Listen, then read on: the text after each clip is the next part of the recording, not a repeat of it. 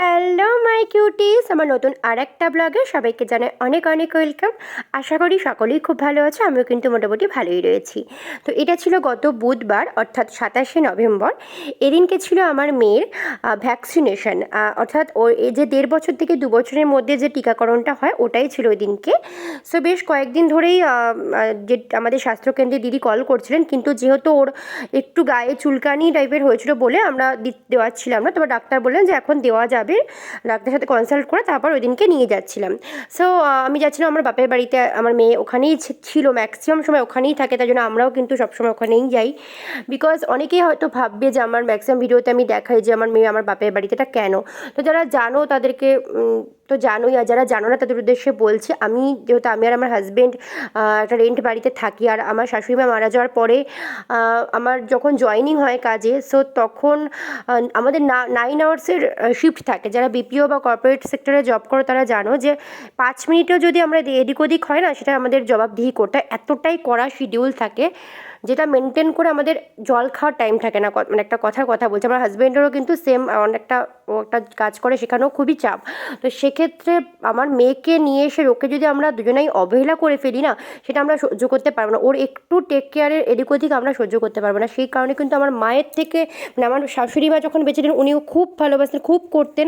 আর ওনার মৃত্যুর পরে আমার মায়ের থেকে ভালো টেক কেয়ার কিন্তু আমার মেয়েকে আর কেউই করতে পারবে না। আজকে শাশুড়ি মা বেঁচে থাকলেও কিন্তু উনিও এরকমই করতেন, জানি। আজকে তো উনি আর পৃথিবীতে নেই, তো আমার মাই করছেন সেই জন্য। তো দেখো ও কিন্তু, আমার মেয়ে কিন্তু ন্যাড়া হয়েছে। ও আসলে আতুরের চুলটা আগেই ফেলা হয়েছিল, তো আবার একবার করানো হলো, নিয়ম থাকে কিছু সেজন্য। সো দেখো আমি কিন্তু সে দেখিনি সামনে থেকে, আমার দাদা ছবি পাঠিয়েছিল, আর যেদিন ন্যাড়া হচ্ছে তার পরের দিন আমরা গেছি। সো ও রেডি হয়ে গেছে, যাবে বলে ভ্যাকসিনেশন দিতে। খুবই খুশি, জানে না কিন্তু যে ইঞ্জেকশন ফোটাতে যাচ্ছে, ভাবছে ঘুরু ঘুরু করতে আছে, ওকে তাই বলা হয়েছে। তো আমার বাবা বারবার বলছে যে তোমরা খেয়ে যাও, আমাদের বলছে, কিন্তু যদি বাই চান্স দেরি হয়ে যায়, তা আমাদের 11টায় যেতে বলেছিল, তখন প্রায় 11:30 বাজে। তো গিয়ে দেখি তারও বেশ কিছুক্ষণ পরেই হয়েছে। তো যাই হোক, তো দেরি হয়নি, কারণ আমরা একটু আগেই গেছিলাম। বলেছিল 11টা, 11:30, 11:15 এরকম টাইমে আসিস, কোনো প্রবলেম নেই। তো ওরা ওখানকার খুবই কোঅপারেটিভ, খুবই ভালো। যাই হোক, একদমই দাঁড় করিয়ে রাখে না, আর খুব কেয়ার করে। যাই হোক, তা আমরা বললাম যে না, খেয়ে যাবো না, একেবারে এসে খাবো, যে একটু ছাতু শরবত খেয়েই বেরিয়েছিলাম দুজনে। সো তারপরে দেখো কি হাসছে, বিকজ ও ভাবছে আমরা ঘুরতে। আবার বাবাকে পেলে তো ব্যাস সবচেয়ে খুশি হয়ে যায়। ওর বাবাও তাই, মেয়েকে পেলে সব থেকে বেশি, মানে সব মেয়ে আর বাবার বন্ডিং। আমরা যে কতটা বুকে পাথর চাপা দিয়ে যে কদিন থাকি ওকে ছাড়া, কতটা কষ্ট থাকে আমরাই জানি। কিন্তু কাজ ওর জন্য, ওর ফিউচারের জন্য আমাদের জনকেই কাজ করতেই হয়। সো এই জন্য এই স্যাক্রিফাইস, কারণ আমরা রোজই, মানে একদিন দুদিন পর পরই কিন্তু, ওর বাবা তো রোজই যায়, একদিন পর পরই যায়, আমি সপ্তাহে 3-4 দিন কিন্তু যাই। যাই হোক, আমার মাও ওকে নিয়ে আসে, মানে দেখা সারা সপ্তাহেই হয়। ওকে ছাড়া আমরা থাকতে পারি না, ও আমাদের ছাড়া থাকতে পারে না। তো যাই হোক, আমার মা গেছিলো ওর জলটা ওপর থেকে আনতে। তো তারপরে যখন আমরা কিন্তু বেরিয়ে চলে এসেছিলাম, আমার মা বাবা টাটা বলার জন্য এসেছিলো বাইরে। নাতনিকে মানে কোথাও যেতে দিলে মা বাবাদের একদম বুক ধকধক করে, মানে বলে না সেই আসলের থেকে সুদের দাম বেশি, ওরকম ব্যাপার। দেখো ও কিন্তু কত খুশি। আমরা এখন এডিট করছি, আমার এত খারাপ লাগছে। এবার এখানে একটা কথা বলি, তোমরা একটু পরে দেখতেই পাবে যখন ভ্যাকসিনেশন আমি ভালোভাবে আমি দেখাতে পারবো না, তাও যেটুকু আছে। ব্যাপারটা হচ্ছে, আজ অবধি ওর জন্মের পর থেকে কোনো ভ্যাকসিনেশনে আমি সাথে গেছি। আমার শাশুড়িমা বেঁচে থাকতে আমি আর আমার শাশুড়ি মাই যেতাম, আমার ননদও যেত, আমার ঠাকুমা কয়েকবার গেছে, কিন্তু আমি কখনো কিন্তু ভ্যাকসিনেশনের সামনে থাকি না, তাকাই না। অনেকটা দূরে গিয়ে আমি দাঁড়িয়ে থাকি, বিকজ আমি সহ্য করতে পারি না।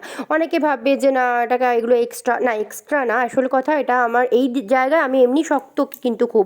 দেখো আমরা কিন্তু চলে এসেছি এই স্বাস্থ্যকেন্দ্রটাতেই কিন্তু হবে ভ্যাকসিনেশন, নাচটাতে একদম বাণীসঙ্গের পাশেই রয়েছে। যে দেখো, এটা হচ্ছে সৃজা লজ।